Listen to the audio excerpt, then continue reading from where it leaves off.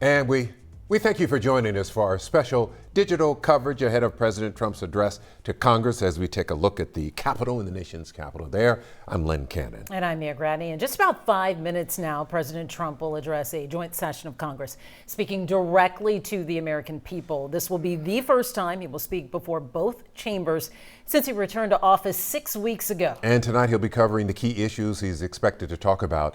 The invited guest from Texas, a Democratic response following his speech. But before we dive into those details, we want to go ahead and set the stage for you and take a moment to differentiate this event, not to be confused with the annual State of the Union address. It's easy to do so here. So tonight, it is a speech before the joint session of Congress. Presidents typically address a joint session of Congress early in their presidency to outline a vision or agenda.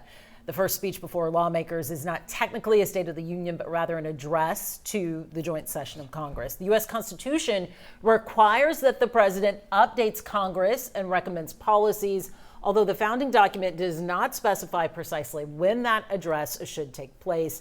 And usually presidents will deliver those remarks in January or February, reflecting on events of the previous year and then outlining their policy priorities for the coming year. Okay, so now State of the Union is different than tonight's address. It's usually held after the president addresses Congress, like tonight. A State of the Union is done annually, and the message is typically broader in scope. It's an update on national affairs and policy goals. Again, it tends to be broader in scope, not as specific as what you will hear tonight. And still, there's a lot to unpack this evening, and the theme of President Trump's address tonight is the renewal of the American dream. That's according to the Trump administration. The president is expected to highlight what his administration has done so far in these 6 weeks, while expanding on economic policy, border security, and foreign policy as well. Yeah, the president saying in a post on Truth Social on Monday night, he will tell it like it is. Now let's look at some of the organizations. DOGE, the president has pursued a dramatic overhaul of the federal bureaucracy with breakneck speed, with sweeping budget cuts. Businessman and Trump supporter Elon Musk has been tapped to lead the Department of Government Efficiency, called DOGE. In response to sweeping job cuts, a number of Democrats will bring government employees who have been fired to the president's address tonight. And President Trump's return to the White House has also had serious implications on the world stage, even in the first 6 weeks. Last week, a meeting with Ukrainian President Volodymyr Zelensky ended in a feud with President Trump and Vice President J.D. Vance. No critical multi-billion-dollar rare earth minerals deal was signed, and on Monday, the White House said it was pausing military aid to Ukraine. Immigration. The Trump administration has cracked down on border crossings since taking office and launched a series of immigration raids. There was a recent one in the Houston area just this afternoon. As a result, border crossings have slowed to a trickle. 3 Texans will sit beside First Lady Melania Trump tonight. Their experiences reflect some of the priorities of the president. This includes Houstonian Alexis Nungaray, the mother of Jocelyn Nungaray, whose murder case made national headlines and appeared in several of Trump's campaign ads and events. And KHOU 11 has covered the Nungaray case extensively. The 12-year-old girl was allegedly killed by 2 men who were in the country illegally. Both are now charged with capital murder. The Harris County District Attorney's Office says they will seek the death penalty. Okay, so the other 2 Texans that will be there tonight are Elliston Berry from Aledo and Roberta Ortiz from Weslaco. The White House says Ortiz served with Border Patrol for nearly a decade and has been shot at by cartel members while on the job. Elliston Berry is a 15-year-old girl who was a victim of deep fakes when a classmate took a picture from her Instagram page and used artificial intelligence to remove her clothes and send it around on Snapchat. Berry's case is at the center of the Take It Down Act that's sponsored by Texas Senator Ted Cruz. And just yesterday, the First Lady lobbied for the bill that would mandate the removal of deep fakes and disturbing online content. The bill has passed the Senate, but not the House. Some Democrats will boycott tonight's address, while others, as we mentioned, are inviting fired federal workers to join them. And Senator Alyssa Slotkin of Michigan will deliver the party's response immediately after Trump's speech. Slotkin, a first-term Michigan senator with an extensive national security background, expected to take aim at the president's tariffs on Mexico and Canada and China, which went into effect today. She's also planning to use the speech as a chance to highlight Democrats' broader platforms. There is quite a bit to hear, a lot that is expected, and the American people very closely listening today on the state of affairs worldwide, but especially here at home, and the impact that those possible tariffs could have. A lot of people talking about their own personal budgets and what that will mean for their pockets and their family's income as well. Yeah, as we take a live look now in Congress, as we await the president to come in. He'll come in with big fanfare and much applause. We've been talking here locally about the tariffs and the possible impact on consumer goods and the cost. And we've been looking at everything from produce to automobiles that could jump anywhere from $5,000 to $10,000 per vehicle. All of this depends on the response, of course, to the tariffs imposed on China, Mexico, and Canada. The fear of a trade war, of course, would ignite if those countries then say, we're going to impose our own penalties on U.S. goods that are imported. And if that happens, then there could be a problem. There is a lot for the president to discuss, to talk about what has taken place in the past 6 weeks and what he plans for the near future and further out. And the thing is, some of the things that he may say tonight, others, Democrats, may not care for there in the chambers. And the White House is set that the president is prepared to go off script in case there is some rebuttal, some sound from the floor there tonight and the president is interrupted. But we do know Cory Booker, for example, I heard him speaking earlier this evening and saying that Senator Booker from Jersey. Yes, yeah. that he was in the House. He purposely attended tonight because he wanted to show the respect to the president, although he doesn't necessarily agree with what the president is doing. You can almost guarantee that President Trump will go off script because he is famous for doing that. A lot of people like the fact that he does go off script, but it is really going to be quite a night because here he is, President Trump, who has run for office of president 3 times. This will be his second go around in the last several years. And so it'll be quite a night as we take a live look at all the members of Congress and past members. Nancy Pelosi there talking to folks. So it's going to be interesting. And it should be fascinating and entertaining. And we're going to see from everyday people there as well in the chambers, as we mentioned, guest First Lady Melania Trump, a Houstonian there that we'll see. Jocelyn Nungarai's mother will join them. So there's so much that we're going to be watching for, so much that we're anticipating and waiting to hear as well from the president. Here's the thing, it's only been 6 weeks, but so much has taken place in 6 weeks, unprecedented action that you've seen from the White House, and that is First Lady Melania Trump now entering the chambers as well and being received by applause from members of Congress. And so the president should be coming shortly after her. And again, as we mentioned, she has invited several guests from across the country with varying experiences, among them 3 folks from Texas, including a mother from the Houston area who lost her daughter. And you'll be hearing more about that, I'm sure, in the president's address. It's always so interesting how everything comes back to Texas. And when you talk about politics, whether on the national level or the worldwide level, oftentimes Texas is impacted in some way. And there are people who find themselves in the thrust of these major discussions that are taking place. Absolutely. As well. And keep in mind, President Trump has run 3 times for office. He's carried Texas all 3 times. Let's listen in and await the arrival of our 47th president, Donald Trump.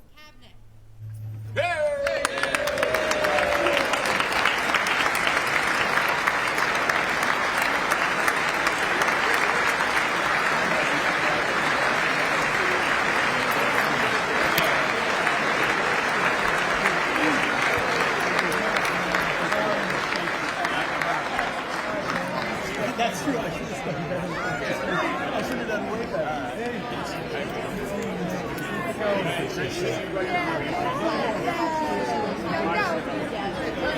Secretary, can't wait to connect with you. You have so much fun. Yes.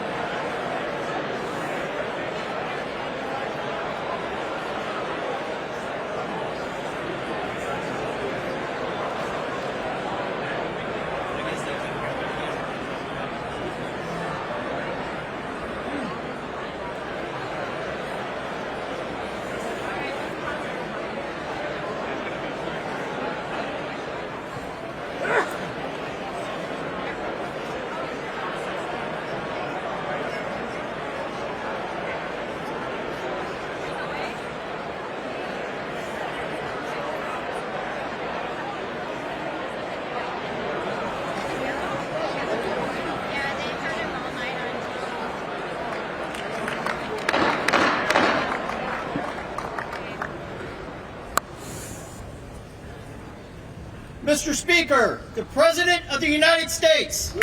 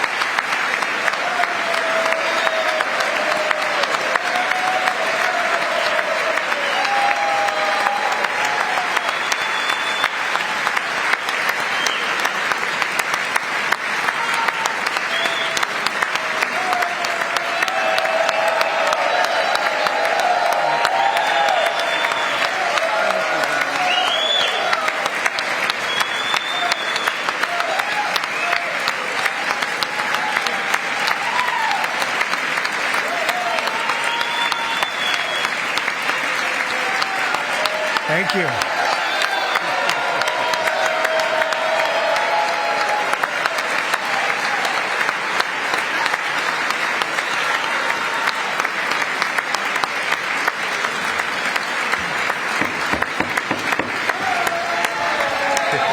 Thank you very much. Thank you very much. It's a great honor. Thank you very much. Speaker Johnson, Vice President Vance, the First Lady of the United States,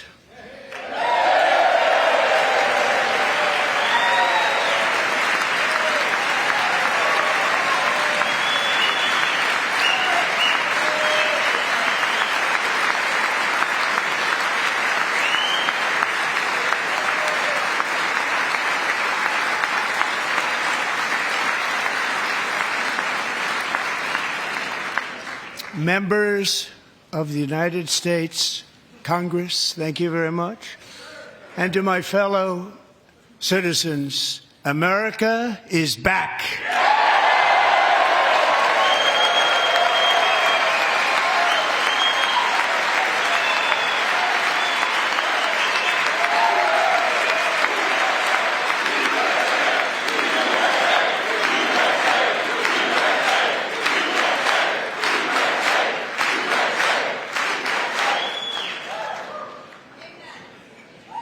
6 weeks ago, I stood beneath the dome of this Capitol and proclaimed the dawn of the golden age of America. From that moment on, it has been nothing but swift and unrelenting action to usher in the greatest and most successful era in the history of our country.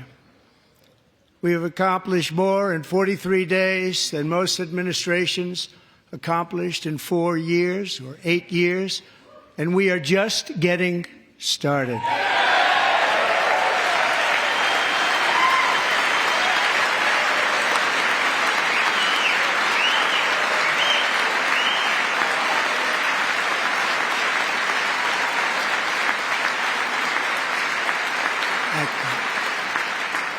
I return to this chamber tonight to report that America's momentum is back, our spirit is back, our pride is back, our confidence is back, and the American dream is surging bigger and better than ever before.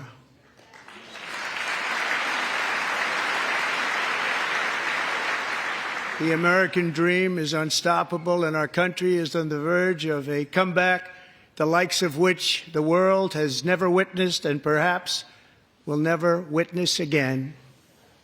There's never been anything like it. The presidential election of November 5th was a mandate like has not been seen in many decades. We won all 7 swing states, giving us an electoral college victory of 312 votes.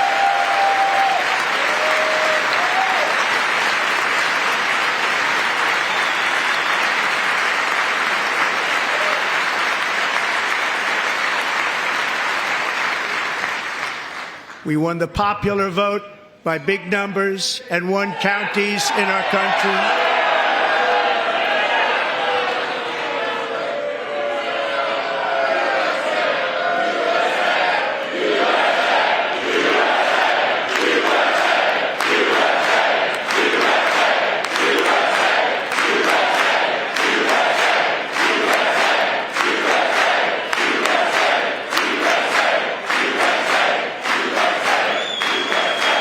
And won counties in our country, 2,700 to 525, on a map that reads almost completely red for Republican.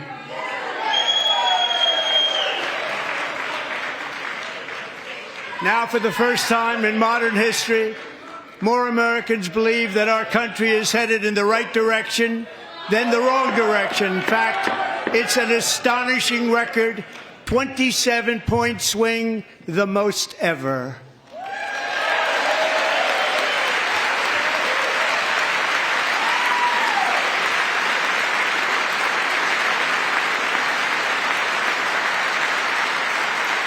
Likewise, Small business optimism saw its single largest one-month gain ever recorded, a 41-point jump.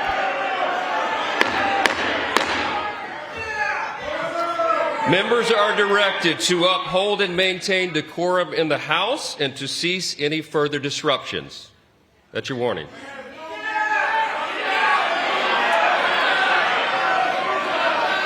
Members are engaging in willful and continuing breach of decorum, and the chair is prepared to direct the Sergeant-at-Arms to restore order to the joint session.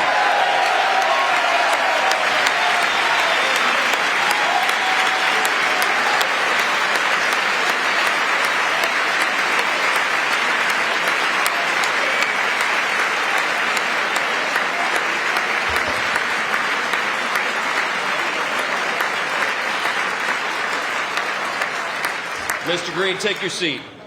Take your seat, sir. Take your seat.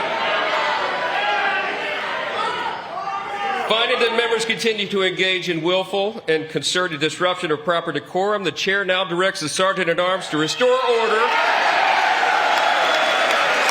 Remove this gentleman from the chamber.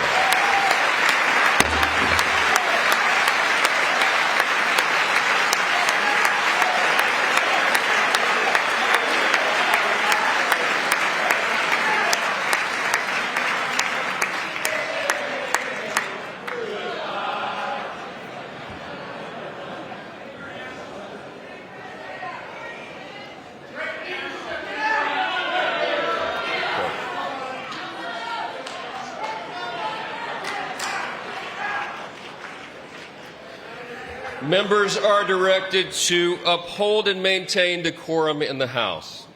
Mr. President, you continue. Thank you. Over the past 6 weeks, I have signed nearly 100 executive orders and taken more than 400 executive actions, a record to restore common sense, safety, optimism, and wealth all across our wonderful land. The people elected me to do the job, and I'm doing it.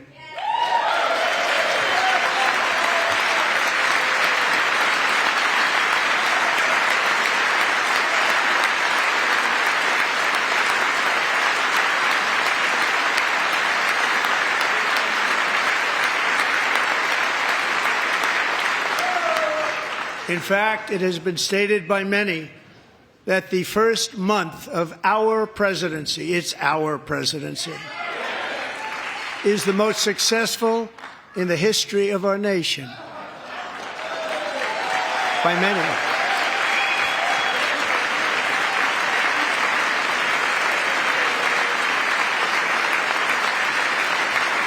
And what makes it even more impressive is that, do you know who number 2 is? George Washington. How about that? How about that? I don't know about that list, but we'll take it. Within hours of taking the oath of office, I declared a national emergency on our southern border, and I deployed the U.S. military and Border Patrol to repel the invasion of our country. And what a job they've done. As a result, illegal border crossings last month were by far the lowest ever recorded, ever.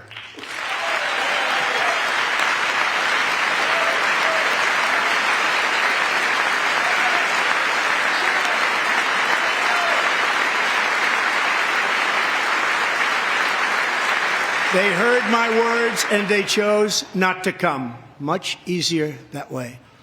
In comparison, under Joe Biden, the worst president in American history, there were hundreds of thousands of illegal crossings a month, and virtually all of them, including murderers, drug dealers, gang members, and people from mental institutions and insane asylums, were released into our country. Who would want to do that? This is my 5th such speech to Congress. And once again, I look at the Democrats in front of me, and I realize there is absolutely nothing I can say to make them happy or to make them stand or smile or applaud. Nothing I can do. I could find a cure to the most devastating disease, a disease that would wipe out entire nations, or announce the answers to the greatest economy in history or the stoppage of crime to the lowest levels ever recorded. And these people sitting right here will not clap, will not stand, and certainly will not cheer for these astronomical achievements. They won't do it, no matter what. Five times I've been up here. It's very sad, and it just shouldn't be this way.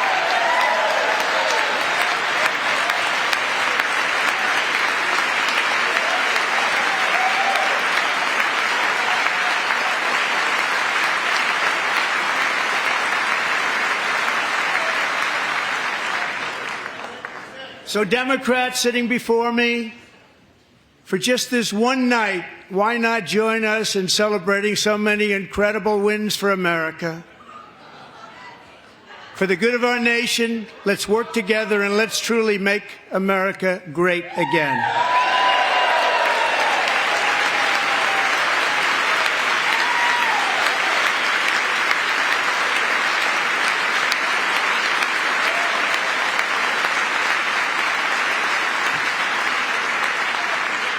Every day, my administration is fighting to deliver the change America needs to bring a future that America deserves, and we're doing it. This is a time for big dreams and bold action. Upon taking office, I imposed an immediate freeze on all federal hiring, a freeze on all new federal regulations, and a freeze on all foreign aid.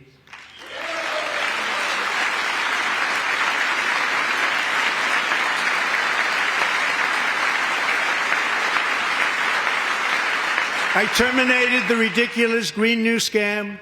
I withdrew from the unfair Paris Climate Accord, which was costing us trillions of dollars that other countries were not paying. I withdrew from the corrupt World Health Organization.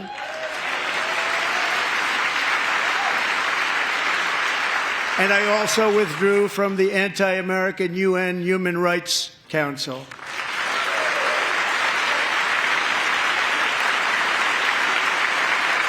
We ended all of Biden's environmental restrictions that were making our country far less safe and totally unaffordable.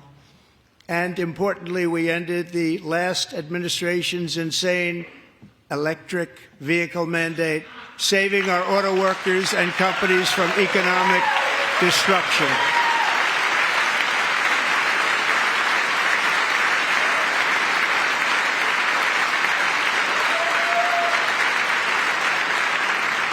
To unshackle our economy, I have directed that for every one new regulation, 10 old regulations must be eliminated, just like I did in my very successful first term.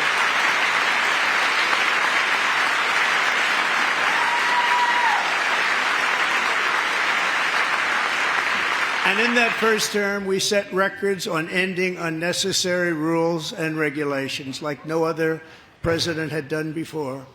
We ordered all federal workers to return to the office. They will either show up for work in person or be removed from their job.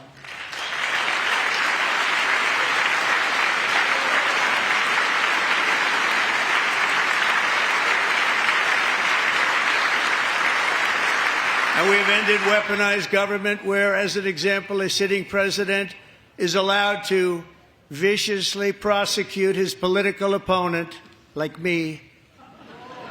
How did that work out? Not too good. Not too good.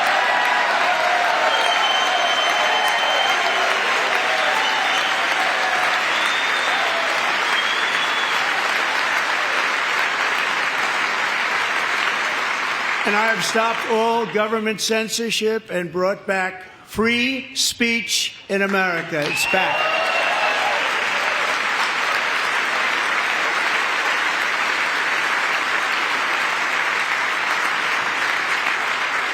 And 2 days ago, I signed an order making English the official language of the United States of America.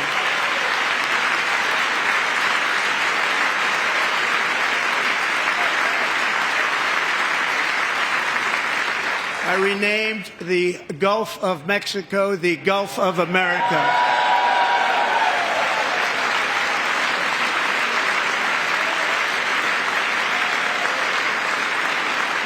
And likewise, I renamed, for a great president, William McKinley, Mount McKinley again.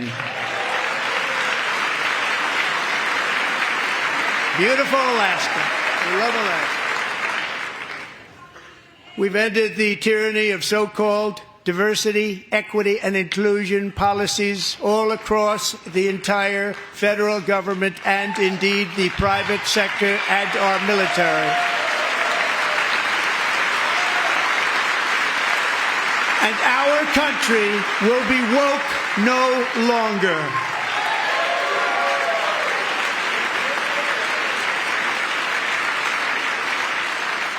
We believe that whether you are a doctor, an accountant, a lawyer, or an air traffic controller, you should be hired and promoted based on skill and competence, not race or gender. Very important.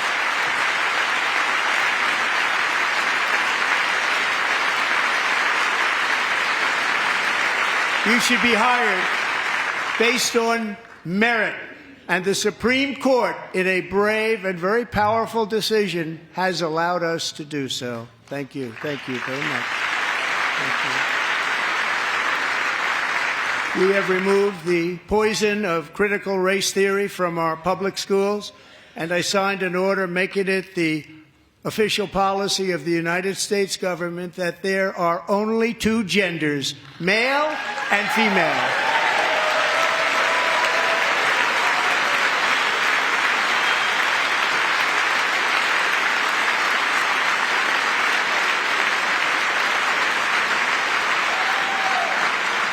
I also signed an executive order to ban men from playing in women's sports.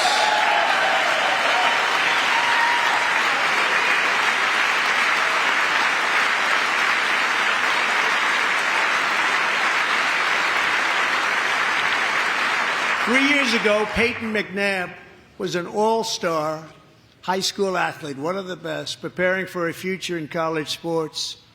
But when her girls' volleyball match was invaded by a male, he smashed the ball so hard in Peyton's face, causing traumatic brain injury, partially paralyzing her right side, and ending her athletic career. It was a shot like she's never seen before. She's never seen anything like it.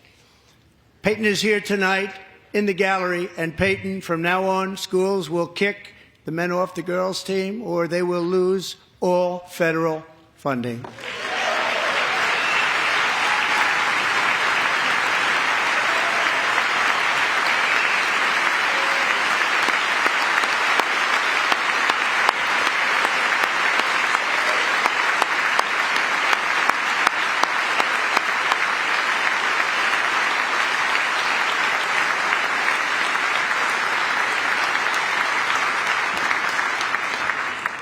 And if you really want to see numbers, just take a look at what happened in the women's boxing, weightlifting, track and field, swimming, or cycling, where a male recently finished a long-distance race 5 hours and 14 minutes ahead of a woman for a new record by 5 hours.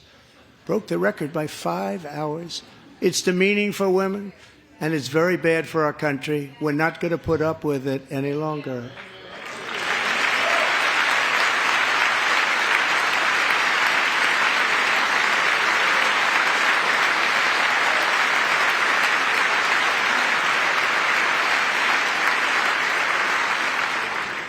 What I have just described is only a small fraction of the common sense revolution that is now, because of us, sweeping the entire world.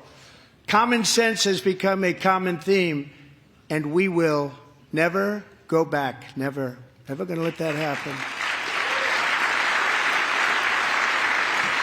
Among my very highest priorities is to rescue our economy and get dramatic and immediate relief to working families. As you know, we inherited from the last administration an economic catastrophe and an inflation nightmare.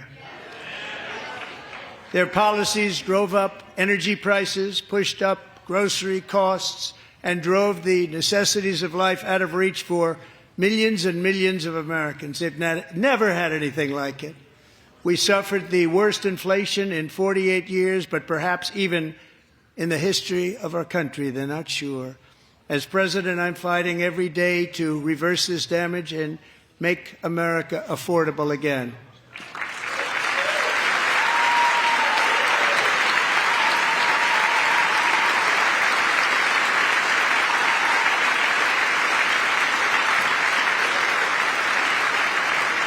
Joe Biden especially let the price of eggs get out of control.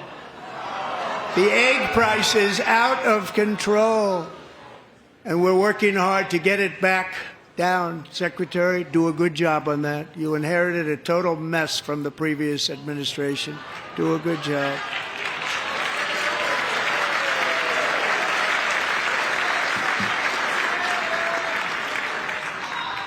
A major focus of our fight to defeat inflation is rapidly reducing the cost of energy. The previous administration cut the number of new oil and gas leases by 95%, slowed pipeline construction to a halt, and closed more than 100 power plants. We are opening up many of those power plants right now.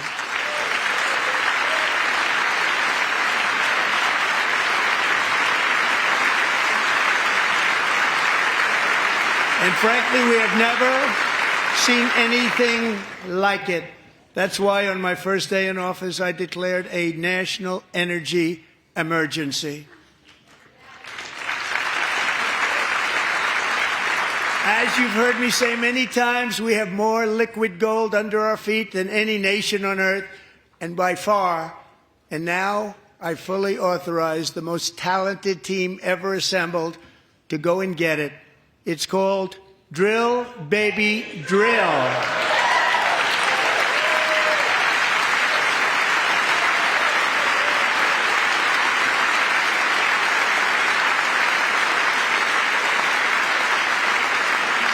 My administration is also working on a gigantic natural gas pipeline in Alaska, among the largest in the world, where Japan, South Korea, and other nations want to be our partner with investments of trillions of dollars each. There's never been anything like that one. It will be truly spectacular. It's all set to go. The permitting is gotten. And later this week, I will also take historic action to dramatically expand production of critical minerals and rare earths here in the USA.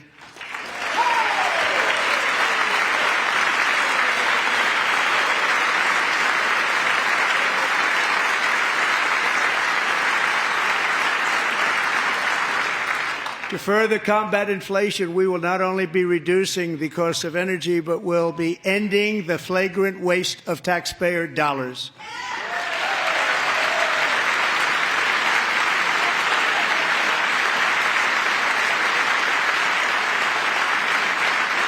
And to that end, I have created the brand new Department of Government Efficiency, DOGE. Perhaps you've heard of it. Perhaps.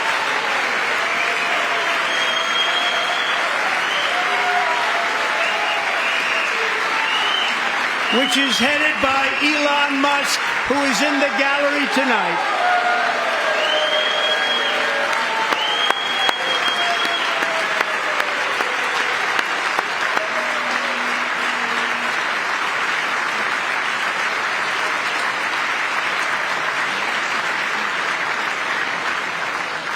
Thank you, Elon. He's working very hard. He didn't need this. He didn't need this. Thank you very much. We appreciate it. Everybody here, even this side, appreciates it, I believe. They just don't want to admit that. Just listen to some of the appalling waste we have already identified. $22 billion from HHS to provide free housing and cars for illegal aliens. $45 million for diversity, equity, and inclusion scholarships in Burma. $40 million to improve the social and economic inclusion of sedentary migrants. Nobody knows what that is. $8 million to promote LGBTQI+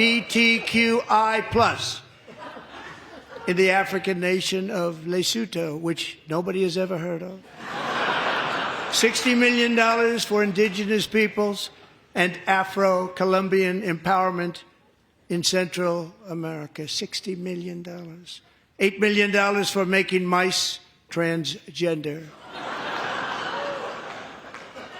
This is real. $32 million for a left-wing propaganda operation in Moldova. $10 million for male circumcision in Mozambique. $20 million for the Arab Sesame Street in the Middle East. It's a program. $20 million for a program. $1.9 billion to recently created Decarbonization of Homes Committee, headed up, and we know she's involved. Just at the last moment, the money was passed over by a woman named Stacey Abrams. Have you ever heard of her? A $3.5 million consulting contract for lavish fish monitoring. $1.5 million for voter confidence in Liberia. $14 million for social cohesion in Mali. $59 million for illegal alien hotel rooms in New York City. He's a real estate developer. He's done very well. $250,000 to increase vegan local climate action innovation in Zambia. $42 million for social and behavior change in Uganda. $14 million for improving public procurement in Serbia. $47 million for improving learning outcomes in Asia. Asia's doing very well with learning.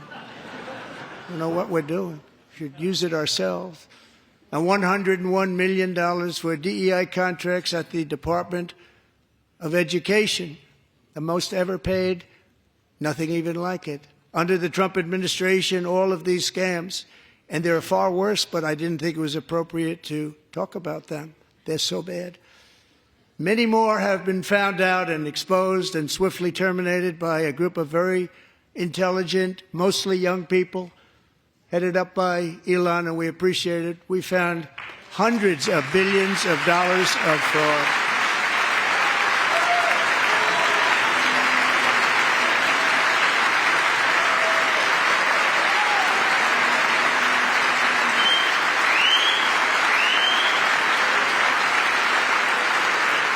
And we've taken back the money and reduced our debt to fight inflation and other things. Taken back a lot of that money. We got it just in time. This is just the beginning. The Government Accountability Office, a federal government office, has estimated annual fraud of over $500 billion in our nation, and we are working very hard to stop it. We're going to. We're also identifying shocking levels of incompetence and probable fraud in the Social Security program for our seniors, and that our seniors and people that we love rely on. Believe it or not, government databases list 4.7 million Social Security members from people aged 100 to 109 years old. It lists 3.6 million people from ages 110 to 119. I don't know any of them. I know some people that are rather elderly, but not quite that elderly. 3.47 million people from ages 120 to 129. 3.9 million people from ages 130 to 139. 3.5 million people from ages 140 to 149. And money is being paid to many of them, and we're searching right now. In fact, Pam, good luck. Good luck. You're going to find it. But a lot of money is paid out to people because it just keeps getting paid, and nobody does, and it really hurts Social Security and hurts our country. 1.3 million people from ages 150 to 159, and over 130,000 people, according to the Social Security databases, are age over 160 years old. We have a healthier country than I thought, Bobby.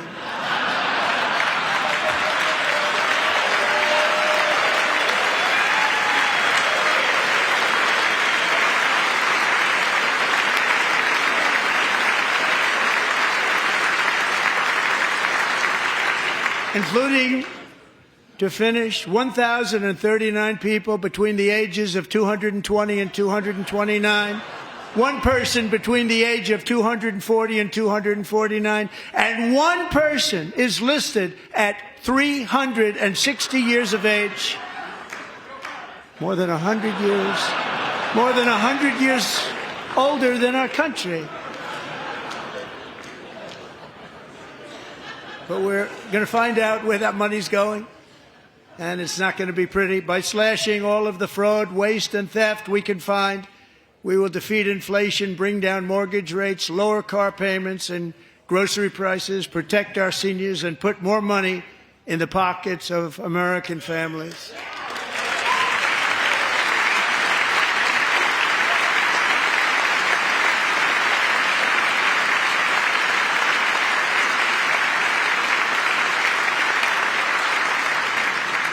And today, interest rates took a beautiful drop, big, beautiful drop. It's about time.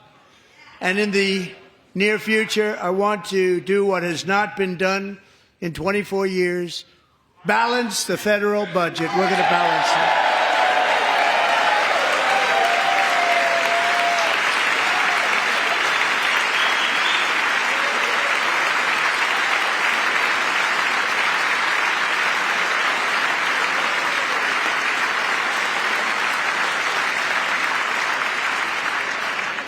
With that goal in mind, we have developed in great detail what we are calling the Gold Card, which goes on sale very, very soon.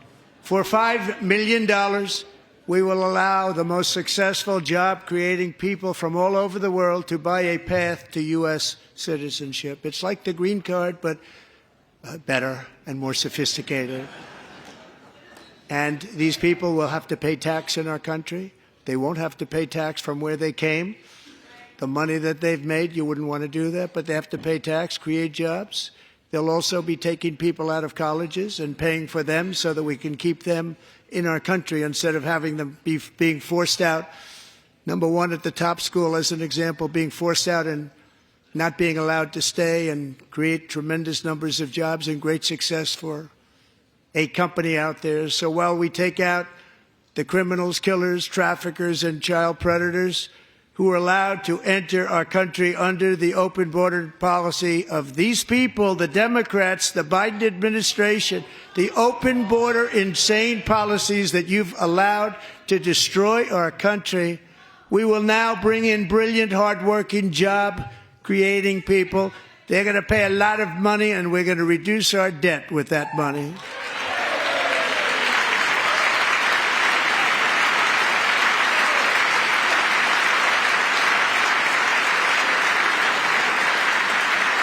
Americans have given us a mandate for bold and profound change. For nearly 100 years, the federal bureaucracy has grown until it has crushed our freedoms, ballooned our deficits, and held back America's potential in every possible way. The nation founded by pioneers and risk-takers now drowns under millions and millions of pages of regulations and debt. Approvals that should take 10 days to get instead take 10 years, 15 years, and even 20 years before you're rejected. Meanwhile, we have hundreds of thousands of federal workers who have not been showing up to work. My administration will reclaim power from this unaccountable bureaucracy, and we will restore true democracy to America again.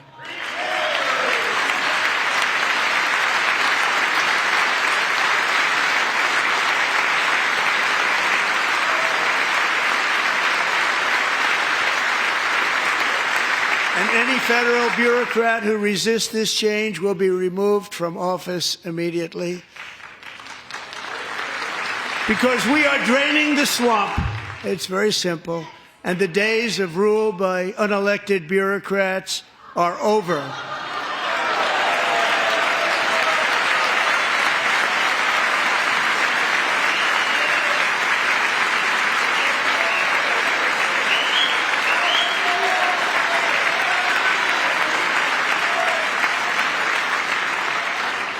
And the next phase of our plan to deliver the greatest economy in history is for this Congress to pass tax cuts for everybody. They're in there. They're waiting for you to vote. And I'm sure that the people on my right, I don't mean the Republican right, but my right here, I'm sure you're going to vote for those tax cuts, because otherwise I don't believe the people will ever vote you into office. So I'm doing you a big favor by telling you that. But I know this group is going to be voting for the tax.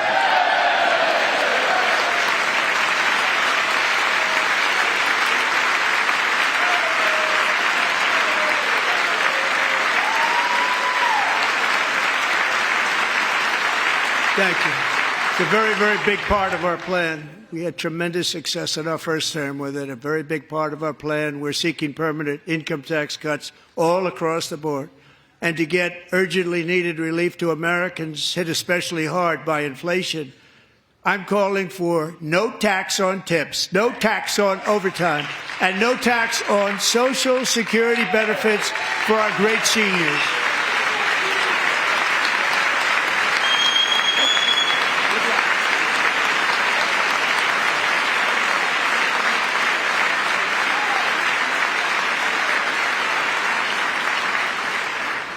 And I also want to make interest payments on car loans tax deductible, but only if the car is made in America.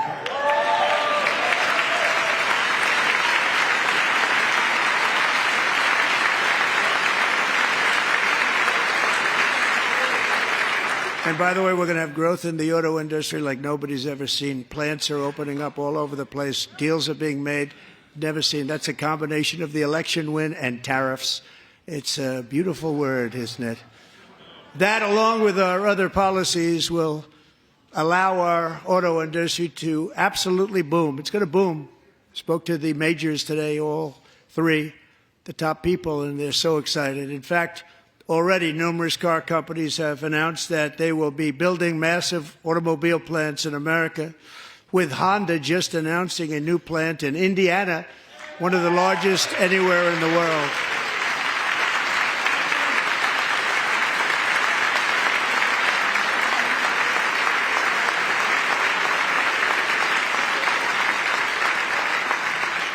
And this has taken place since our great victory on November 5th, a date which will hopefully go down as one of the most important in the history of our country.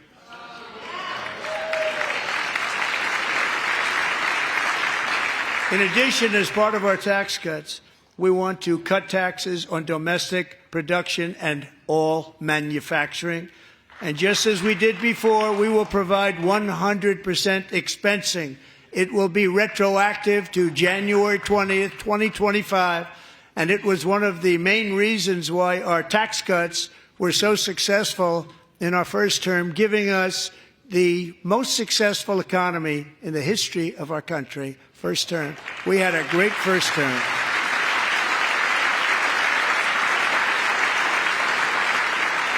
If you don't make your product in America, however, under the Trump administration, you will pay a tariff, and in some cases, a rather large one. Other countries have used tariffs against us for decades, and now it's our turn to start using them against those other countries. On average, the European Union, China, Brazil, India, Mexico, and Canada, have you heard of them? And countless other nations charge us tremendously higher tariffs than we charge them. It's very unfair. India charges us auto tariffs higher than 100%.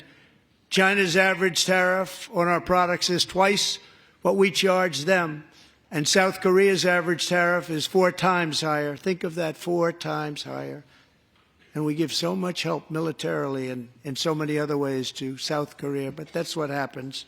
This is happening by friend and foe.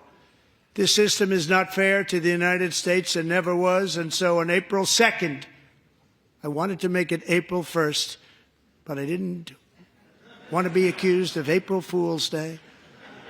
That's not, just one day cost us a lot of money.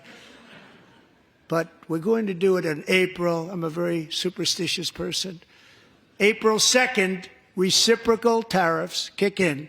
And whatever they tariff us, other countries, we will tariff them. That's reciprocal, back and forth. Whatever they tax us, we will tax them. If they do non-monetary tariffs to keep us out of their market, then we will do non-monetary barriers to keep them out of our market. There's a lot of that, too. They don't even allow us in their market. We will take in trillions and trillions of dollars and create jobs like we have never seen before. I did it with China and I did it with others, and the Biden administration couldn't do anything about it because there was so much money they couldn't do anything about it. We have been ripped off for decades by nearly every country on earth, and we will not let that happen any longer.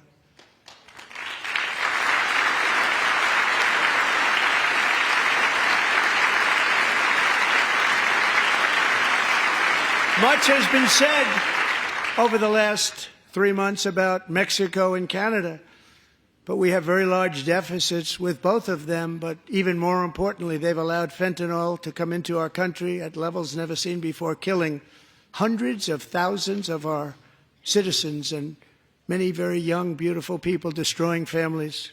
Nobody's ever seen anything like it.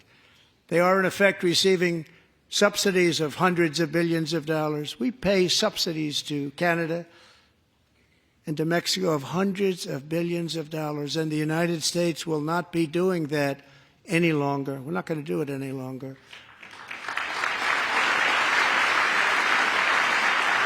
Thanks to our America First policies we're putting into place, we have had $1.7 trillion of new investment in America in just the past few weeks.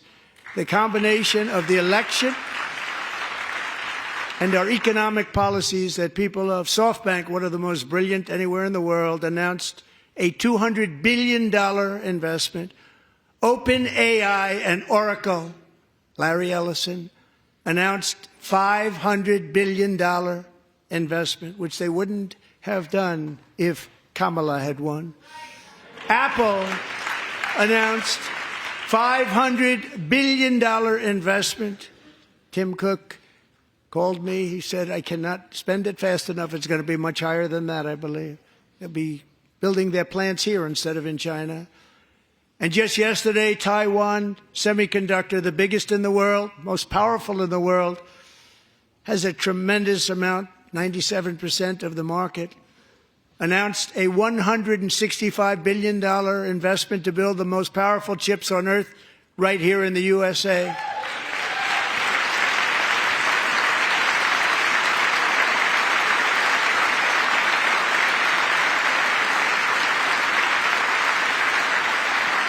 And we're not giving them any money. Your CHIPS Act is a horrible, horrible thing. We give hundreds of billions of dollars, and it doesn't mean a thing. They take our money and they don't spend it. All that meant to them, we're giving them no money. All that was important to them was they didn't want to pay the tariffs, so they came and they're building, and many other companies are coming. We don't have to give them money. We just want to protect our businesses and our people. And they will come because they won't have to pay tariffs if they build in America. So it's very amazing. You should get rid of the CHIP Act, and whatever's left over, Mr. Speaker, you should use it to reduce debt or any other reason you want to.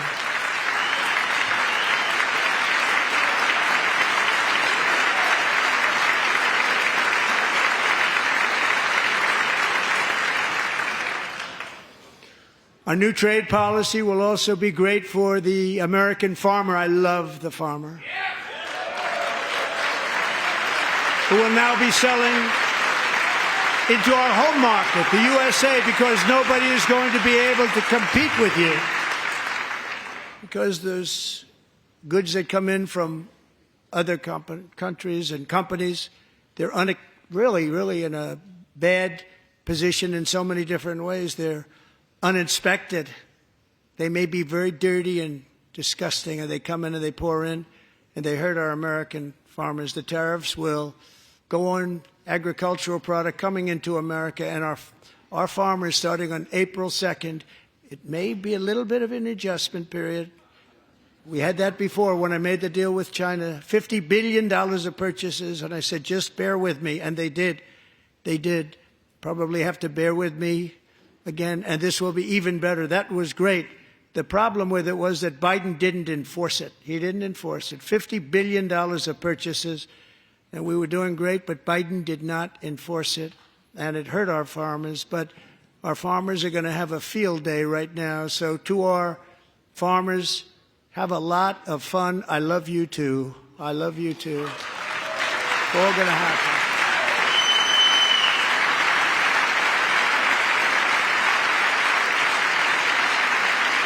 And I have also imposed a 25% tariff on foreign aluminum, copper, lumber, and steel, because if we don't have, as an example, steel and lots of other things, we don't have a military, and frankly, we just won't have a country very long. Here today is a proud American steelworker, fantastic person from Decatur, Alabama, Jeff Denard. Has been working at the same steel plant for 27 years in a job that has allowed him to serve as the captain of his local volunteer fire department, raise 7 children with his beautiful wife, Nicole, and over the years provide a loving home for more than 40 foster children. So great, Jeff.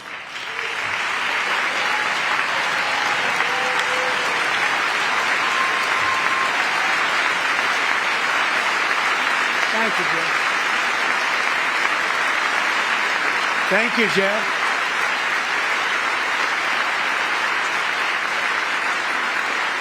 Stories like Jeff's remind us that tariffs are not just about protecting American jobs. They're about protecting the soul of our country.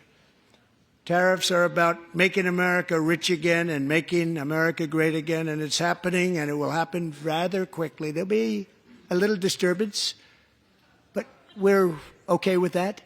It won't be much. No, you're not. Oh. And look where Biden took us. Very low, the lowest we've ever been. Jeff, I want to thank you very much. And I also want to recognize another person who has devoted herself to foster care community. She works so hard on it. A very loving person, our magnificent First Lady of the United States.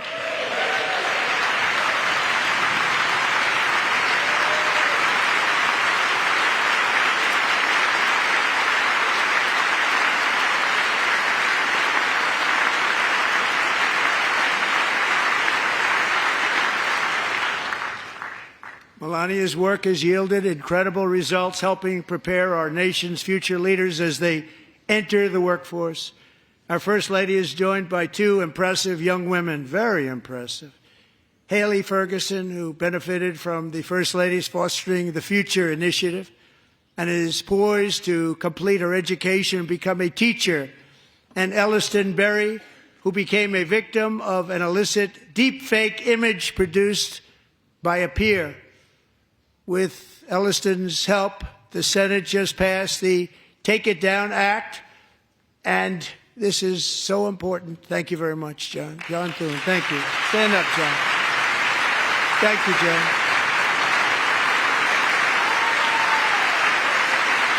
Thank you all very much.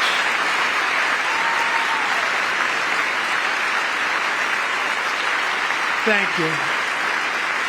And thank you to John Thune and the Senate. Great job. To criminalize the publication of such images online is a terrible, terrible thing.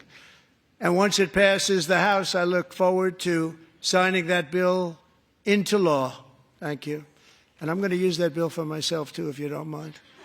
Because nobody gets treated worse than I do online. Nobody.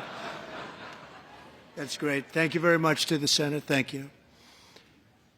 But if we truly care about protecting Americans' children, no step is more crucial than securing America's borders. Over the past 4 years, 21 million people poured into the United States. Many of them were murderers, human traffickers, gang members, and other criminals from the streets of dangerous cities all throughout the world. Because of Joe Biden's insane and very dangerous open border policies, they are now strongly embedded in our country, but we are getting them out and getting them out fast.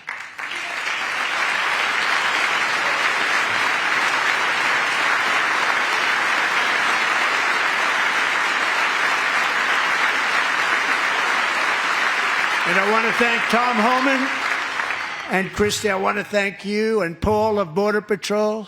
I want to thank you. What a job they've all done. Everybody, Border Patrol, ICE, law enforcement in general is incredible. We have to take care of our law enforcement. Have to.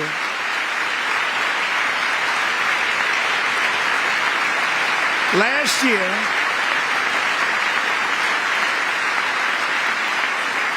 a brilliant 22-year-old nursing student named Laken Riley, the best in her class, admired by everybody, went out for a jog on the campus of the University of Georgia. That morning, Laken was viciously attacked, assaulted, beaten, brutalized, and horrifically murdered. Laken was stolen from us by a savage illegal alien gang member who was arrested while trespassing across Biden's open southern border and then set loose into the United States under the heartless policies of that failed administration. It was indeed a failed administration. He had then been arrested and released in a Democrat-run sanctuary city, a disaster, before ending the life of this beautiful young angel. With us this evening are Laken's beloved mother, Allison, and her sister, Lauren.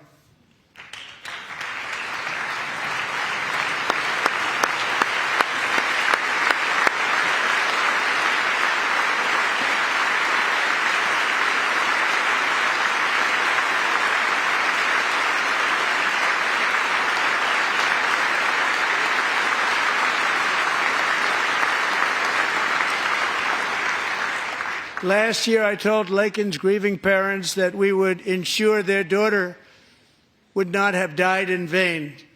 That's why the very first bill I signed into law as your 47th president mandates the detention of all dangerous criminal aliens who threaten public safety. It's a very strong, powerful act.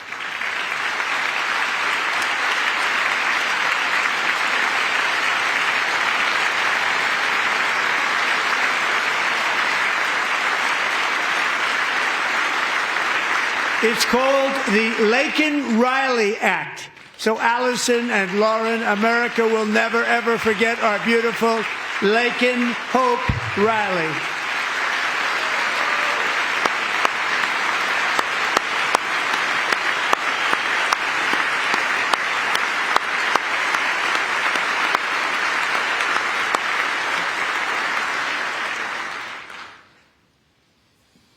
Thank you very much. Since taking office, my administration has launched the most sweeping border and immigration crackdown in American history, and we quickly achieved the lowest numbers of illegal border crossers ever recorded. Thank you.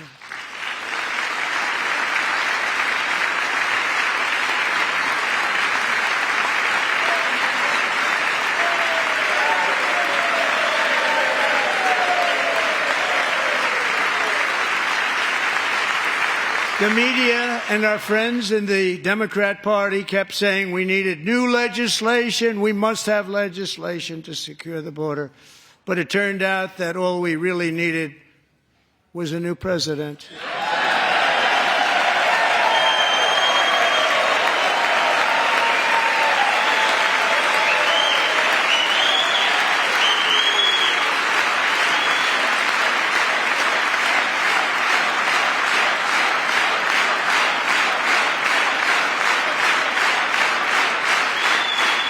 Thank you.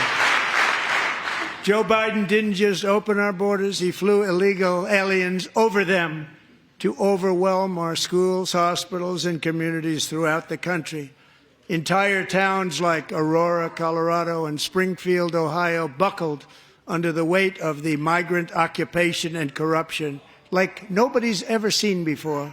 Beautiful towns destroyed. Now, just as I promised in my inaugural address, we are achieving the great liberation of America.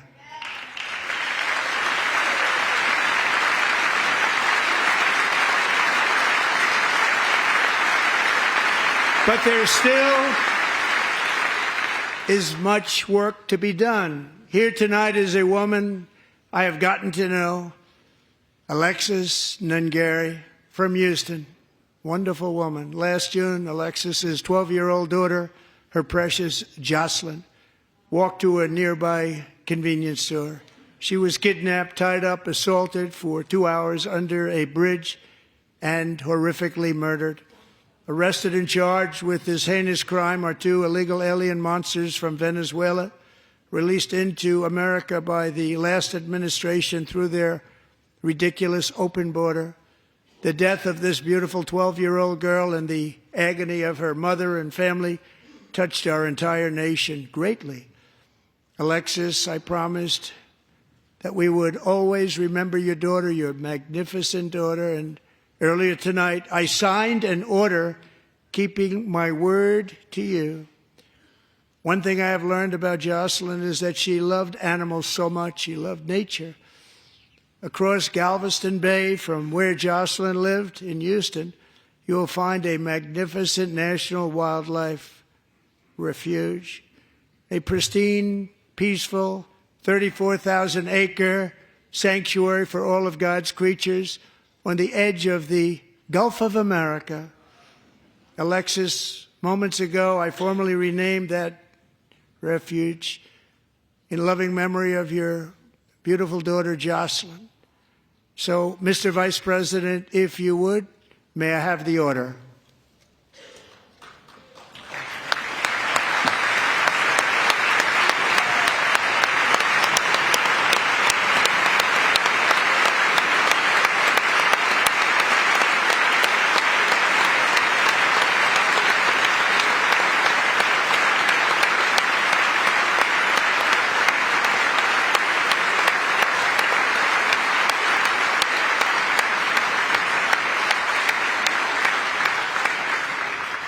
Thank you very much. All 3 savages charged with Jocelyn and Lakin's murders were members of the Venezuelan prison gang, the toughest gang, they say, in the world, known as Tren de Aragua. 2 weeks ago, I officially designated this gang, along with MS-13 and the bloodthirsty Mexican drug cartels, as foreign terrorist organizations.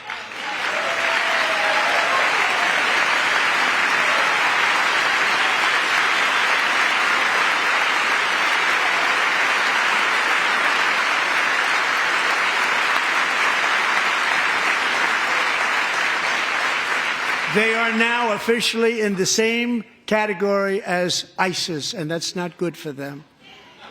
Countless thousands of these terrorists were welcomed into the U.S. by the Biden administration.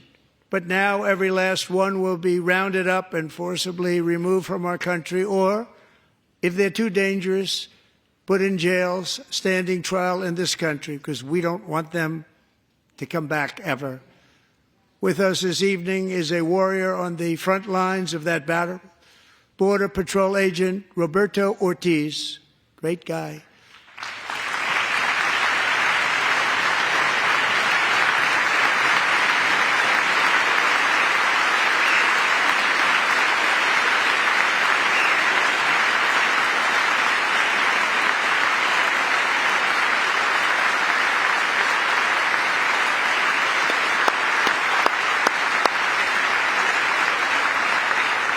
In January, Roberto and another agent were patrolling by the Rio Grande near an area known as Cartel Island. Doesn't sound too nice to me. When heavily armed gunmen started shooting at them. Roberto saw that his partner was totally exposed, at great danger, and he leapt into action, returning fire and providing crucial seconds for his fellow agent to seek safety, just barely.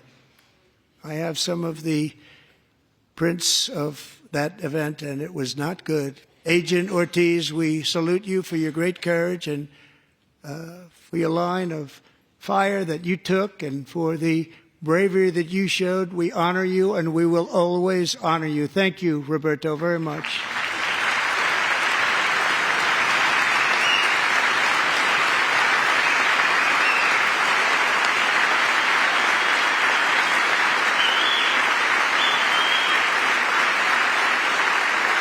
Thank you, Roberto.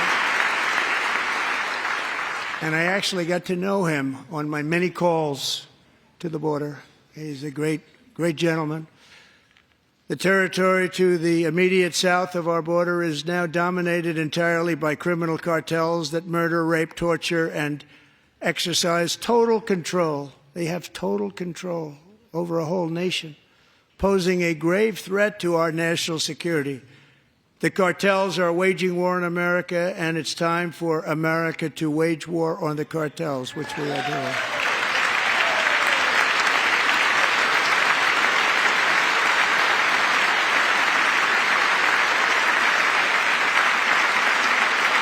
Five nights ago, Mexican authorities, because of our tariff policies being imposed on them, think of this, handed over to us 29 of the biggest cartel leaders in their country. That has never happened before. They want to make us happy. First time ever. But we need Mexico and Canada to do much more than they've done, and they have to stop the fentanyl and drugs pouring into the USA. They're going to stop it. I have sent Congress a detailed funding request laying out exactly how we will eliminate these threats to protect our homeland and complete the largest deportation operation in American history, larger even than current record holder President Dwight D. Eisenhower, a moderate man, but someone who believed very strongly in borders. Americans expect Congress to send me this funding without delay so I can sign it into law. So, Mr. Speaker, John Thune, both of you, I hope you're going to be able to do that, Mr. Speaker. Thank you. Mr. Leader, thank you. Thank you very much. And let's get it to me. I'll sign it so fast, you won't even believe it.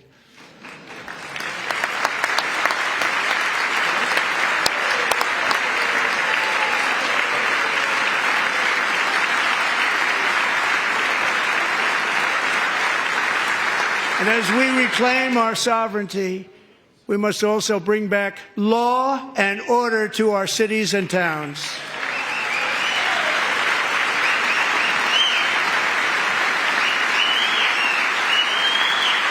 In recent years, our justice system has been turned upside down by radical left lunatics. Many jurisdictions virtually ceased enforcing the law against dangerous repeat offenders while weaponizing law enforcement against political opponents like me.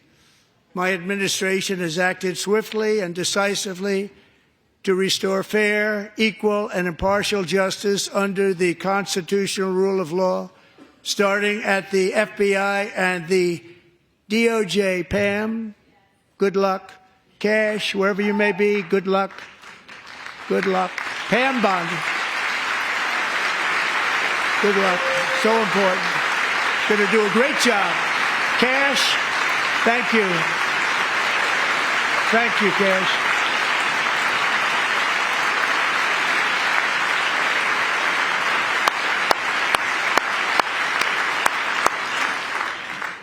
They've already started very strong. They're going to do a fantastic job. You're going to be very proud of them. We're also once again giving our police officers the support, protection, and respect they so dearly deserve. They have to get it. They have such a hard, dangerous job, but we're going to make it less dangerous. The problem is the bad guys don't respect the law, but they're starting to respect it, and they soon will respect it. This also includes our great fire departments throughout the country. Our firemen and women are unbelievable people, and we'll never forget them. And besides that, they voted for me in record numbers, so I have no choice.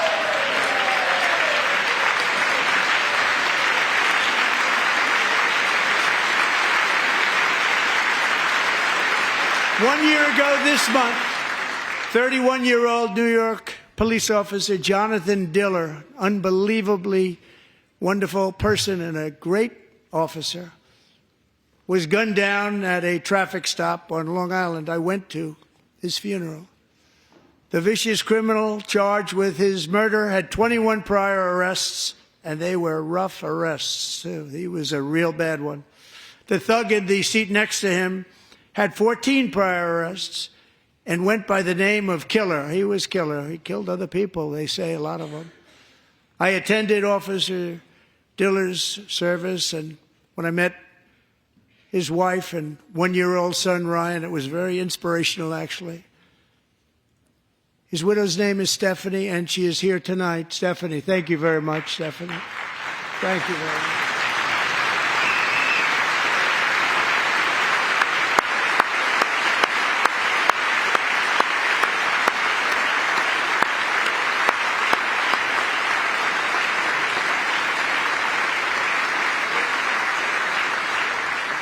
Stephanie, we're going to make sure that Ryan knows his dad was a true hero, New York's finest, and we're going to get these cold-blooded killers and repeat offenders off our streets, and we're going to do it fast.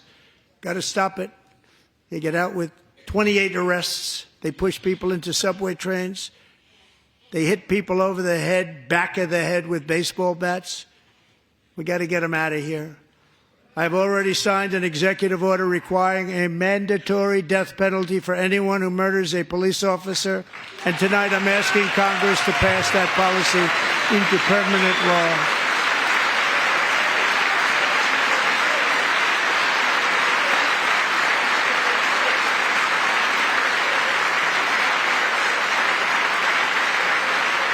I'm also asking for a new crime bill getting tough on repeat offenders while enhancing protections for America's police officers so they can do their jobs without fear of their lives being totally destroyed. They don't want to be killed. We're not going to let them be killed.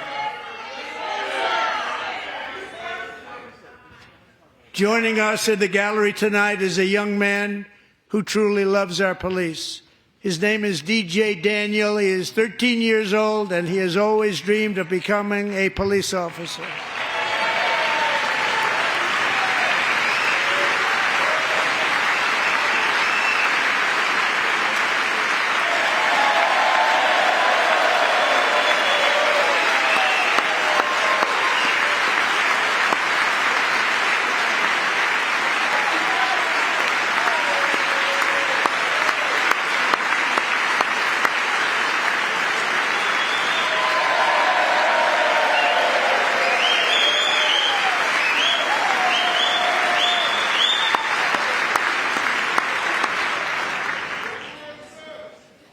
But in 2018, DJ was diagnosed with brain cancer.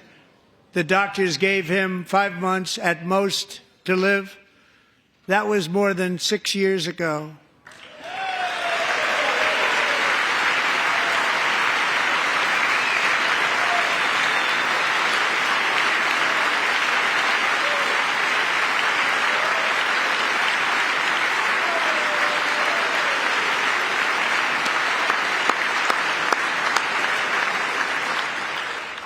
Since that time, DJ and his dad have been on a quest to make his dream come true, and DJ has been sworn in as an honorary law enforcement officer, actually a number of times. The police love him, the police departments love him. And tonight, DJ, we're going to do you the biggest honor of them all. I am asking our new Secret Service Director, Sean Curran, to officially make you an agent of the United States Secret Service.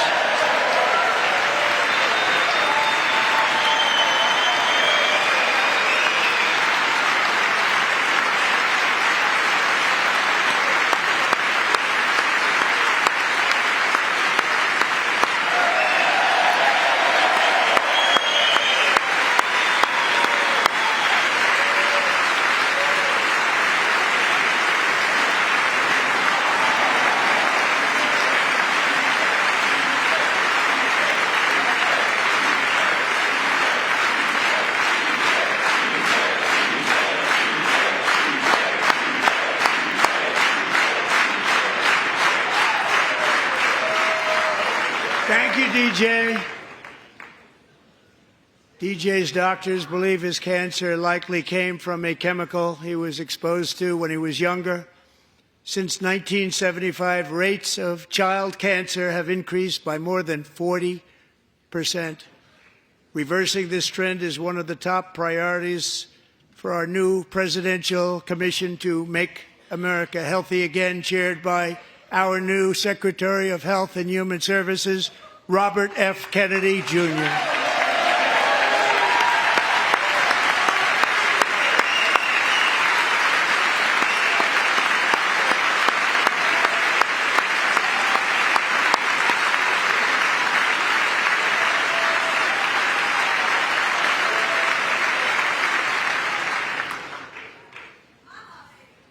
With the name Kennedy, you would have thought everybody over here would have been cheering.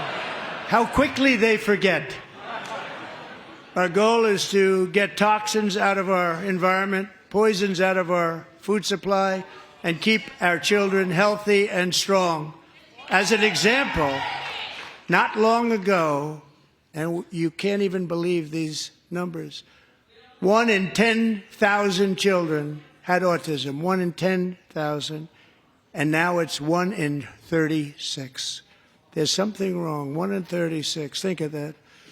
So we're going to find out what it is, and there's nobody better than Bobby and all of the people that are working with you. You have the best to figure out what is going on. Okay, Bobby? Good luck. It's a very important job. Thank you.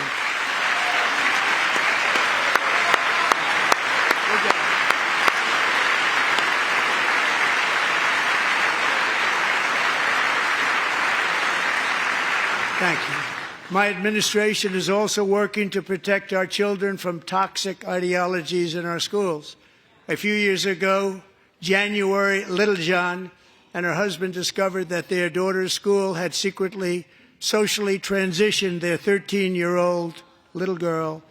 Teachers and administrators conspired to deceive January and her husband while encouraging her daughter to use a new name and pronouns. They, them pronoun, actually, all without telling January, who is here tonight and is now a courageous advocate against this form of child abuse. January, thank you. Thank you. Thank you very much.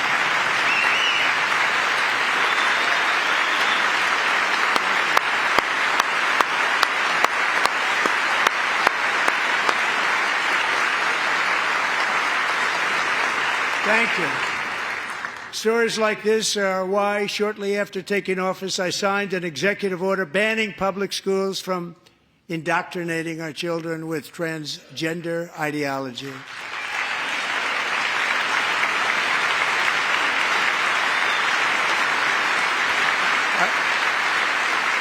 I also signed an order to cut off all taxpayer funding to any institution that engages in the sexual mutilation of our youth.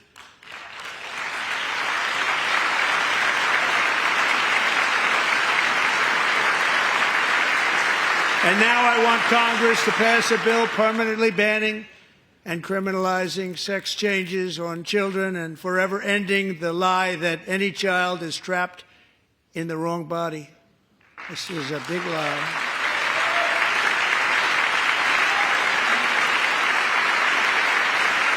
And our message to every child in America is that you are perfect exactly the way God made you.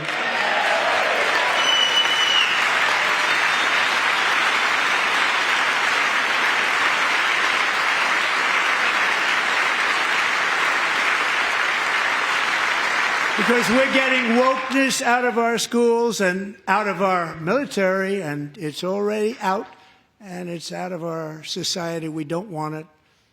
Wokeness is trouble. Wokeness is bad. It's gone. It's gone. And we feel so much better for it, don't we? Don't we feel better? Our service members won't be activists and ideologues. They will be fighters and warriors. They will fight for our country. And Pete, congratulations. Secretary of Defense, congratulations.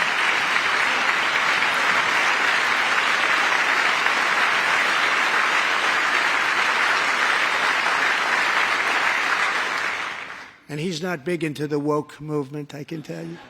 I know him well.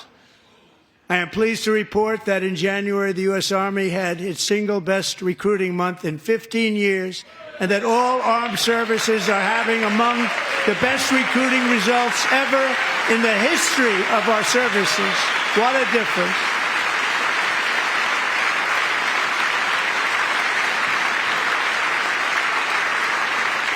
And you know, it was just a few months ago where the results were exactly the opposite. We couldn't recruit anywhere. We couldn't recruit. Now we're having the best results just about that we've ever had. What a tremendous turnaround. It's really a beautiful thing to see. People love our country again. It's very simple. They love our country, and they love being in our military again. So it's a great thing, and thank you very much. Great job. Thank you.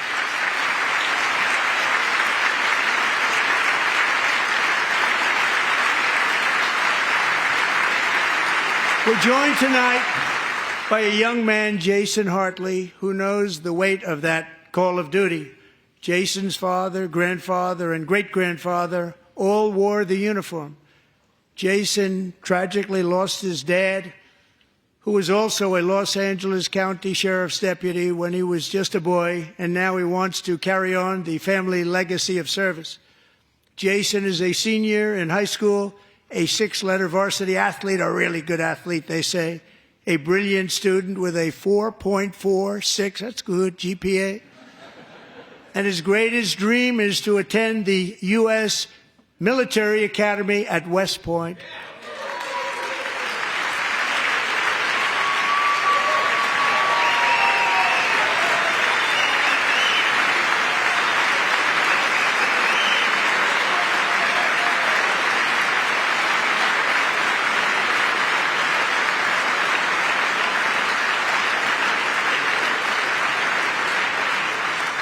And Jason, that's a very big deal getting in. That's a hard one to get into. But I'm pleased to inform you that your application has been accepted. You will soon be joining the Corps of Cadets.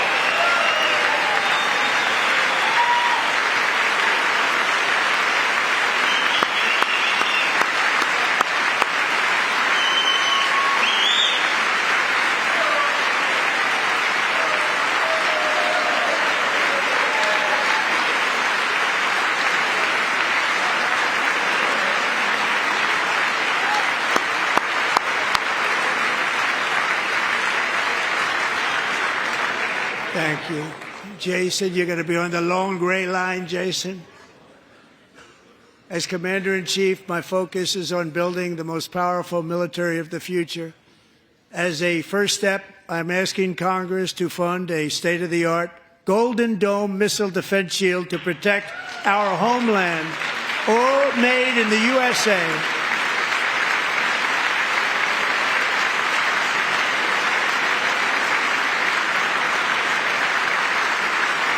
And Ronald Reagan wanted to do it long ago, but the technology just wasn't there, not even close. But now we have the technology. It's incredible, actually. And other places, they have it. Israel has it. Other places have it. And the United States should have it too, right, Tim, right? They should have it too. So I want to thank you. But it's a very, very important. This is a very dangerous world. We should have it. We want to be protected, and we're going to protect our citizens like never before. To boost our defense industrial base, we are also going to resurrect the American shipbuilding industry, including commercial shipbuilding and military shipbuilding.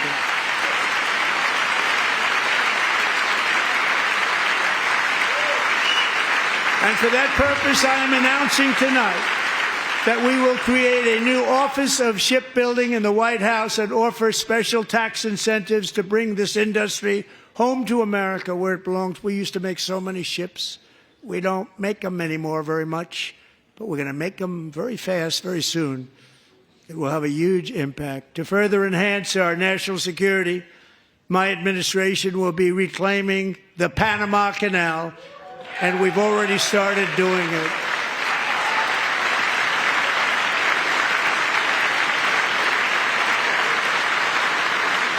Just today, a large American company announced they are buying both ports around the Panama Canal and lots of other things having to do with the Panama Canal and a couple of other canals. The Panama Canal was built by Americans for Americans, not for others, but others could use it. But it was built at tremendous cost of American blood and treasure. 38,000 workers died building the Panama Canal. They died of malaria. They died of snake bites and mosquitoes. Not a nice place to work. They paid them very highly to go there, knowing there was a 25% chance that they would die. The most expensive project also that was ever built in our country's history, if you bring it up to modern day costs. It was given away by the Carter administration for $1, but that agreement has been violated very severely. We didn't give it to China. We gave it to Panama, and we're taking it back.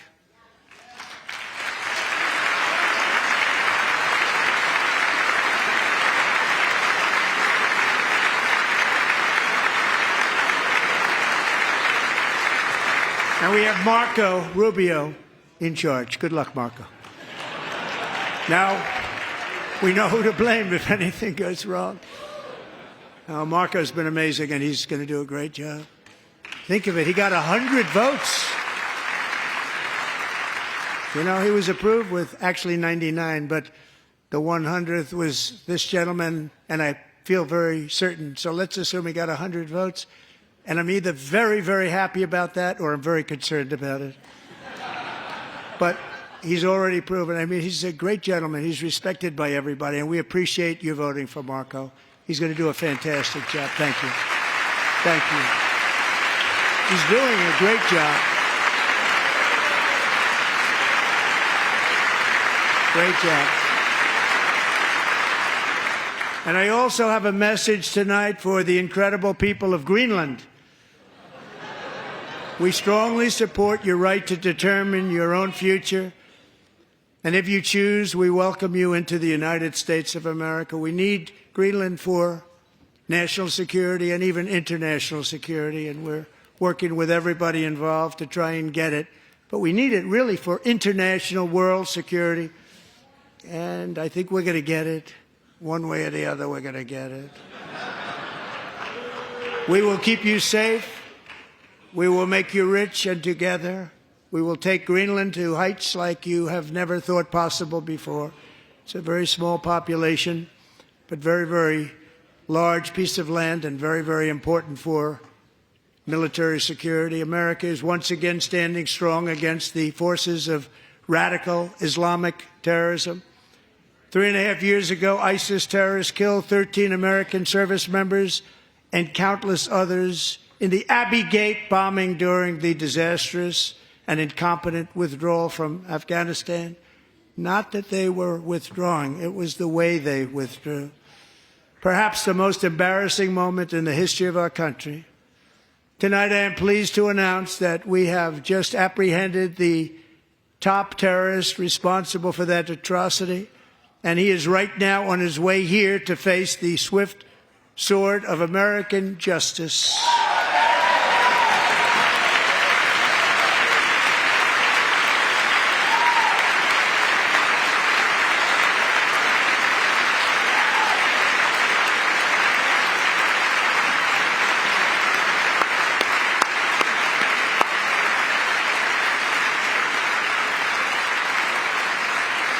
And I want to thank especially the government of Pakistan for helping arrest this monster.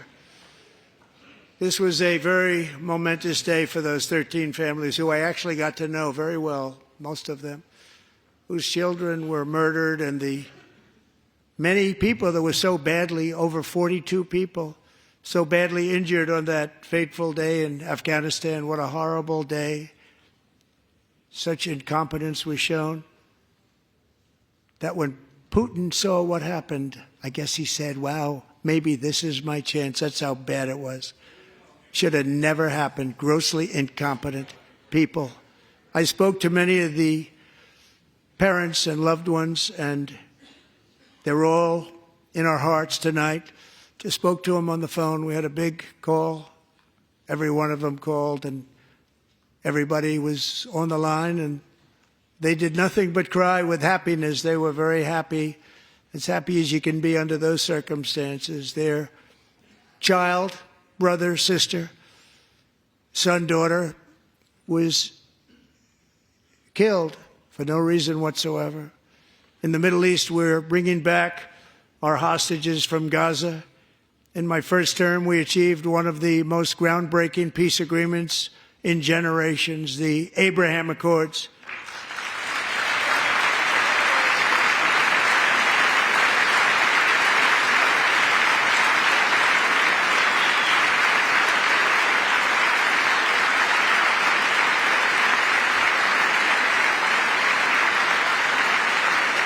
And now we're going to build on that foundation to create a more peaceful and prosperous future for the entire region. A lot of things are happening in the Middle East. People have been talking about that so much lately with everything going on with Ukraine and Russia.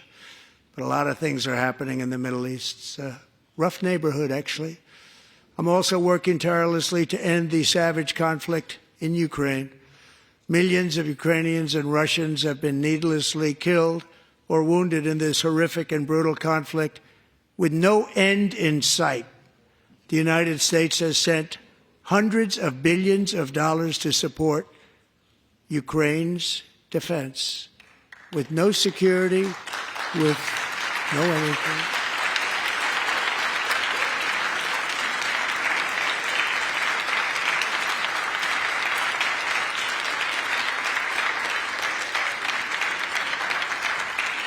Do you want to keep it going for another 5 years? Yeah, you would say Pocahontas says yes.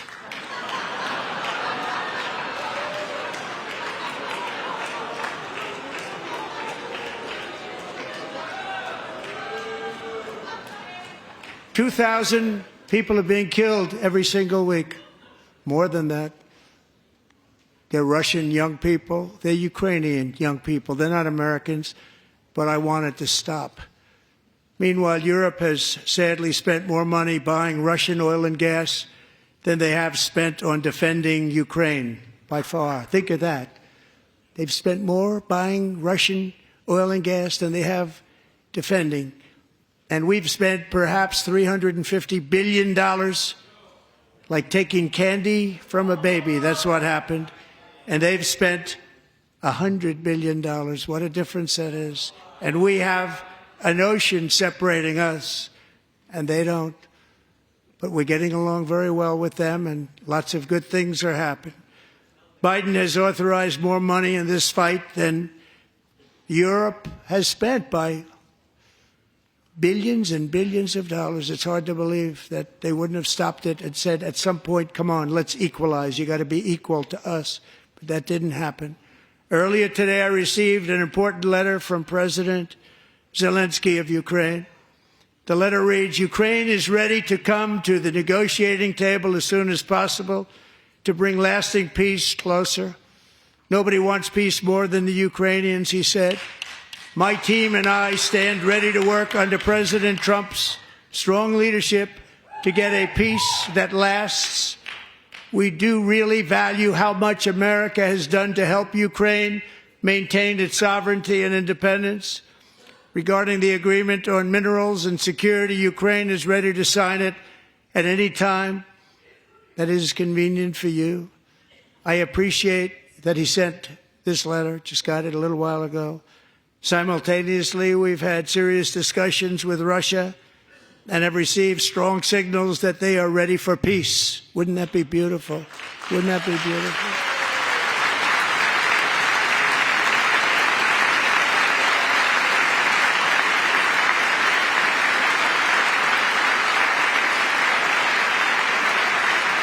Wouldn't that be beautiful?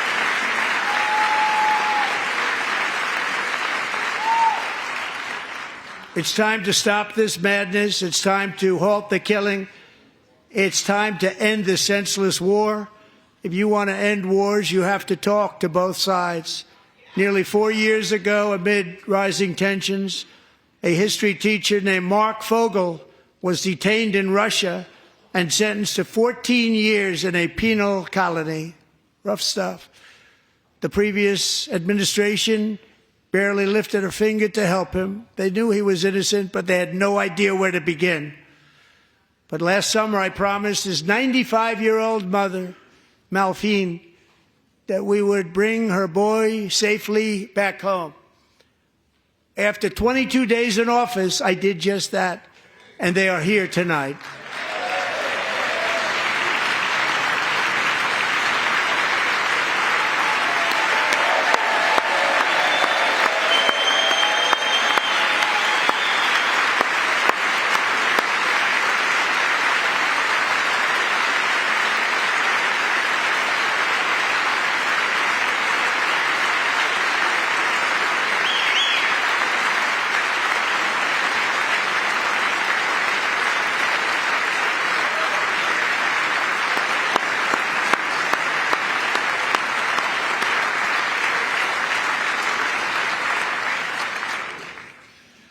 To Mark and his great mom, we are delighted to have you safe and sound and with us.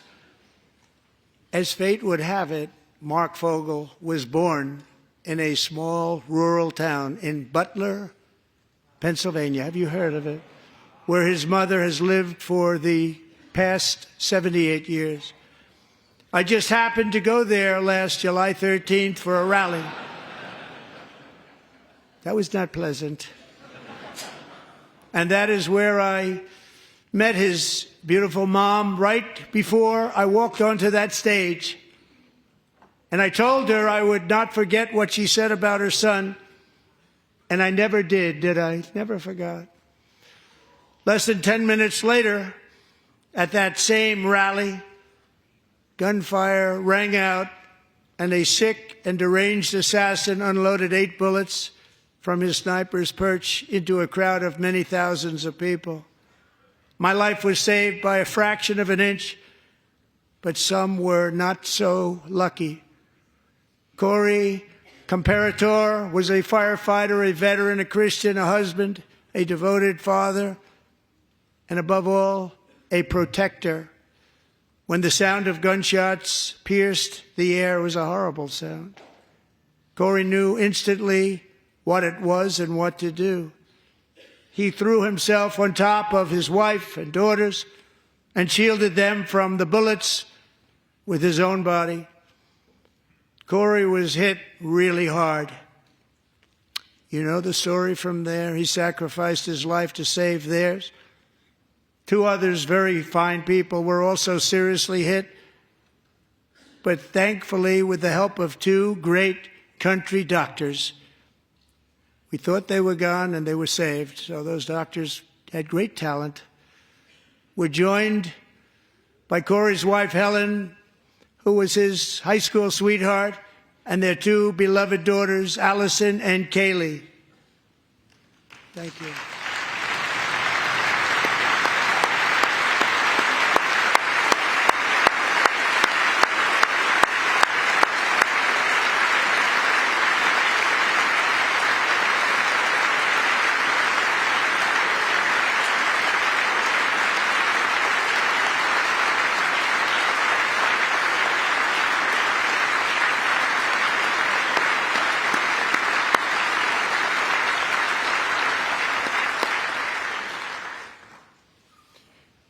To Helen, Allison, and Kaylee, Corey is looking down on his 3 beautiful ladies right now, and he is cheering you on. He loves you. He is cheering you on. Corey was taken from us much too soon, but his destiny was to leave us all with a shining example of the selfless devotion of a true American patriot. It was love like Corey's that built our country, and it's love like Corey's that is going to make our country more majestic than ever before. I believe that my life was saved that day in Butler for a very good reason. I was saved by God to make America great again. I believe that. Thank you. Thank you.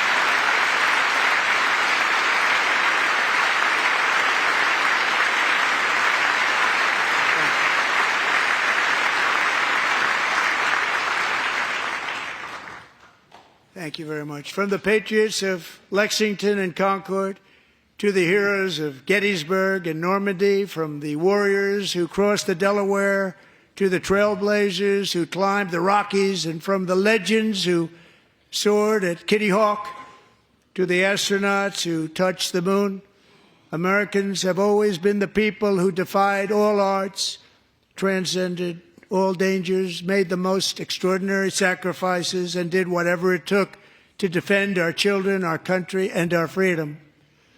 And as we have seen in this chamber tonight, that same strength, faith, love, and spirit is still alive and thriving in the hearts of the American people. Despite the best efforts of those who would try to censor us, silence us, break us, destroy us, Americans are today a proud, free, sovereign, and independent nation that will always be free, and we will fight for it till death. We will never let anything happen to our beloved country, because we are a country of doers, dreamers, fighters, and survivors.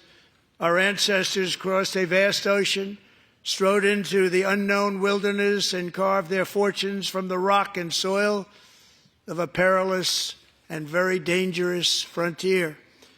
They chased our destiny across a boundless continent. They built the railroads, laid the highways, and graced the world with American marvels like the Empire State Building, the mighty Hoover Dam, and the towering Golden Gate Bridge. They lit the world with electricity, broke free of the force of gravity, fired up the engines of American industry, vanquished the communists, fascists, and Marxists all over the world, and gave us countless modern wonders sculptured out of iron, glass, and steel. We stand on the shoulders of these pioneers who won and built the modern age. These workers who poured their sweat into the skylines of our cities. These warriors who shed their blood on fields of battle and gave everything they had for our rights and for our freedom. Now it is our time to take up the righteous cause of American liberty. And it is our turn to take America's destiny into our own hands and begin the most thrilling days in the history of our country. This will be our greatest era. With God's help, over the next 4 years, we are going to lead this nation even higher, and we are going to forge the freest, most advanced, most dynamic, and most dominant civilization ever to exist on the face of this earth. We are going to create the highest quality of life, build the safest and wealthiest and healthiest and most vital communities anywhere in the world. We are going to conquer the vast frontiers of science, and we are going to lead humanity into space and plant the American flag on the planet Mars and even far beyond.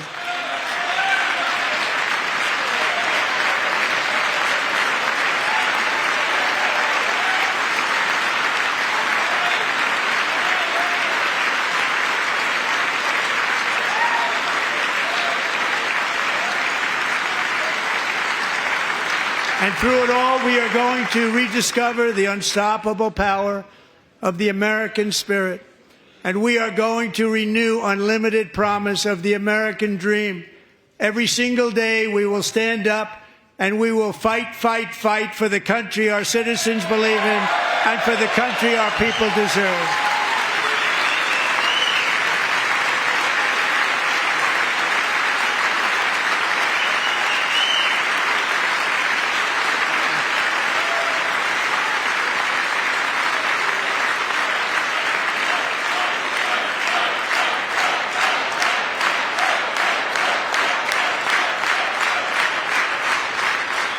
My fellow Americans, get ready for an incredible future, because the golden age of America has only just begun. It will be like nothing that has ever been seen before. Thank you, God bless you, and God bless America.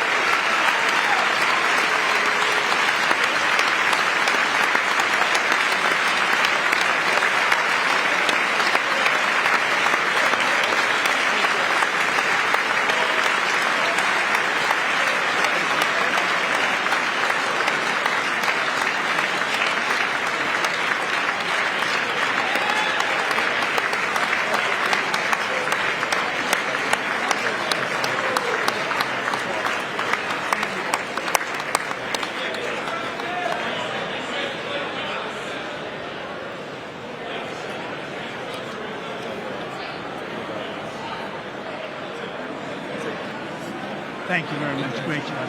Thank you. Great honor. Thank you. Thank you.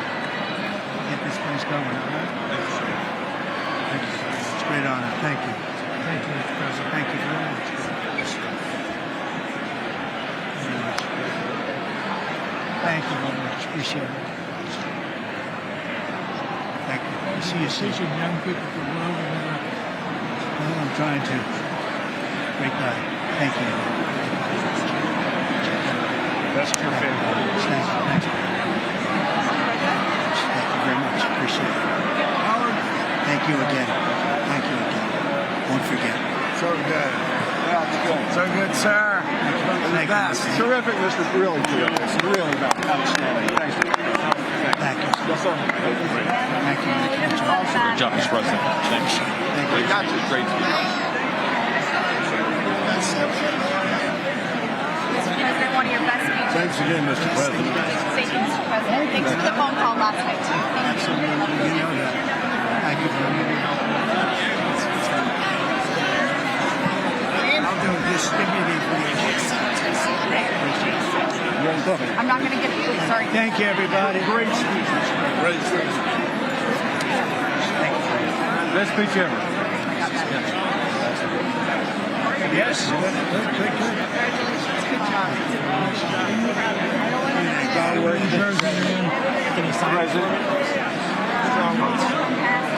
job.